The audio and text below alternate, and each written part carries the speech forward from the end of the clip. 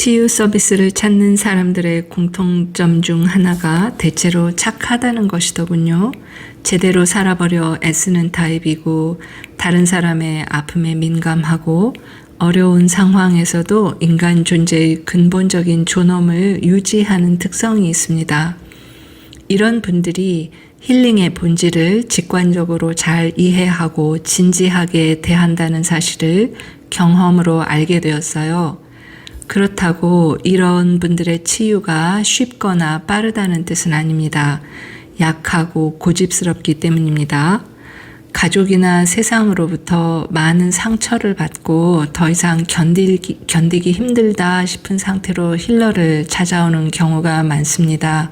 한계에 이른 건강 상태, 복잡한 감정들, 미래에 대한 두려움, 생존 불안 등으로 얼어붙어 있죠. 그럼에도 불구하고 자신이 믿는 선한 가치 혹은 자기다움을 포기하지 않고 전엄성을 지켜왔다는 사실 자체가 자기애와 자존심이 강하다고 바꿔 말할 수 있겠습니다. 이런 의식은 시간이 지날수록 선한 희생자 의식으로 변질됩니다. 과거의 제 모습인데요. 선한 희생자라 참 골 때리는 의식이에요.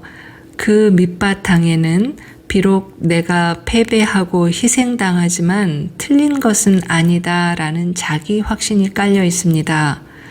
그것을 증명할 수 있는 몇 가지 팩트를 가져와서 자기만의 스토리를 만들어 사람들에게 이야기합니다.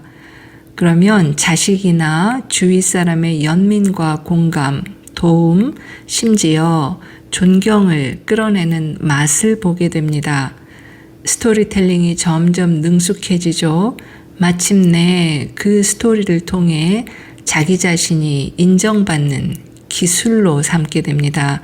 선한 희생자 의식이 생존의 잔기술로 변질되는 것이죠. 그러다 보니까 더 착하고 불행한 얼굴로 겸손하고 약한 태도로 자신을 은근히 대개는 노골적으로 선한 위치에 놓습니다. 그럴수록 누군가는 나쁜 사람의 자리에 고정되겠죠? 내 불행의 원인과 책임이 그 사람에게로 돌려집니다. 부모, 배우자, 직장 상사나 동료, 자식 등등이죠. 이런 상태는 노골적인 분별심이 자리 잡은 상태입니다. 본인 스스로 이미 그렇게 확고하게 믿어버려요. 그들이 바뀌어야 내 삶이 바뀐다는 믿음입니다. 이 말은 상대가 바뀌지 않는 한 내 고통은 끝나지 않는다는 뜻이에요. 내 삶의 행, 불행을 좌우하는 주인이 내가 아니라 타인이다. 이런 어처구니 없는 결론에 이르는 것이죠. 타인이 바뀌어서 내가 행복해지는 그런 일이 일어나던가요? 대체로 일어나지 않습니다. 간절히 고통을 면하고 싶었음에도 스스로 고통을 붙잡고 사는 아이러니, 치유실에서 매일 듣는 죽음의 돌림노래입니다. 힐러가 하는 역할은 그렇게 아파하는 클라이언트에게 일단은 조건 없는 공감과 지지를 진실로 무한히 유지하면서 동시에 이 죽음의 돌림노래를 멈추게 해야 하는 처지가 되는 것이죠. 자신의 삶에 대한 책임을 100% 인정하게 하는 것이 첫걸음입니다. 자기 자신을 있는 그대로 끌어안지 않으면 변화된 태도와 습관을 만들어낼 수 없으니까요. 이런 과정이 없이는 육체적인 힐링 자체도 한계에 부딪히더군요. 건강이 좋아졌다가도 감정이나 의식 상태가 요동치면 순식간에 제자리로 돌아가고 심지어 아주 짧은 시간 안에 더 악화시키기도 합니다.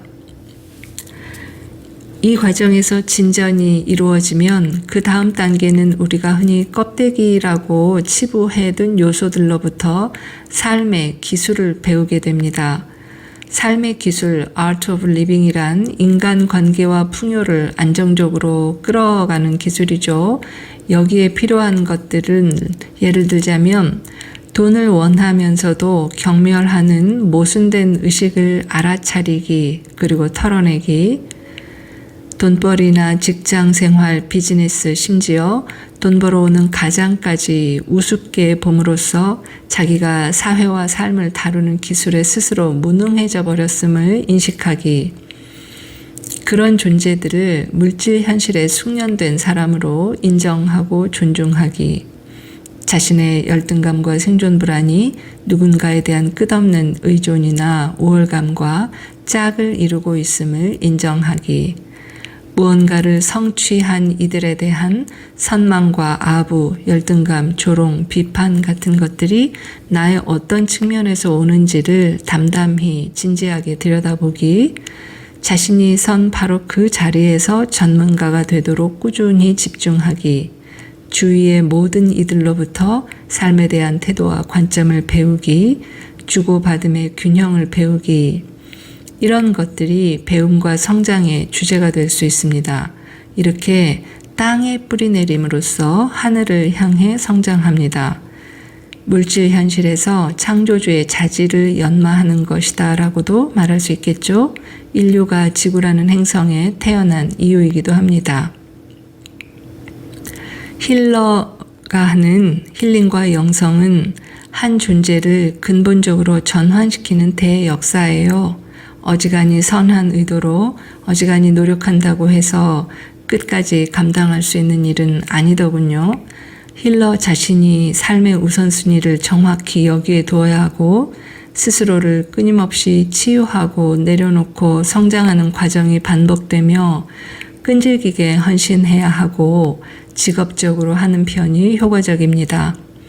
왜냐하면 1차원적인 공감과 단순히 도와준다는 자세로는 서로 간의 경계선 설정이 불분명하기 때문에 상대는 그 빈틈을 파고들게 되어 있어요. 의식적, 무의식적으로 그렇게 하죠. 결국 순진한 사람이 고통의 고수에게 질질 끌려다니면서 의도와 달리 상대를 에너지 뱀파이어로 유지시킬 가능성이 높아집니다. 심지어 도와주는 위치에 있다고 착각하면서요. 이런 관계를 상호 종속이라고 부릅니다. 그래서 정확하게 비즈니스로 주고받는 관계, 즉 에너지 등가 교환이 최선이라고 수많은 선배 힐러들이 목 놓아 이야기하는 것 같아요. 초보 힐러들이 저지르는 가장 흔한 실수는 물론 저의 경험이기도 합니다. 자신의 정체성을 착한 사람, 고상한 사람, 도와주고 가르쳐주는 사람, 친절하고 현명한 사람이라는 역할놀이에 고정시키고 싶어하는 것이에요. 돈 받는 것이 불편하니까 시간과 노력, 물질을 퍼주거나 또 정당한 대가를 요구하지 못하고 클라이언트의 문제 해결책을 제시해주고 싶어서 입이 근질근질하고 내가 아는 말 다 했는데도 클라이언트가 바뀌지 않으니 이제 무슨 비장의 혼수를 어떻게 두어야 하지 안절부절하는 것입니다. 힐러 자신의 에고 게임이죠. 힐러와 영성가는 인간 존재를 깊이 사랑하고 각 개인의 삶의 여정을 마땅히 존중합니다. 동시에 사랑을 표현하는 방식이 그때그때 달라져야 한다는 것을 배웁니다.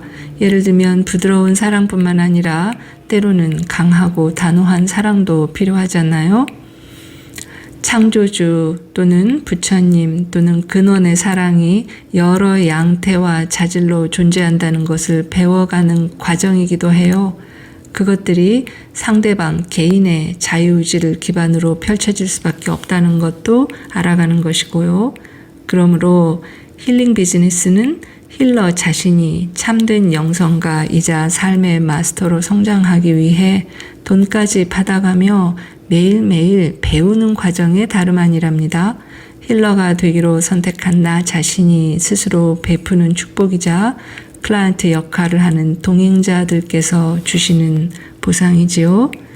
오늘은 여기까지 하겠습니다. 또 만나요. 안녕.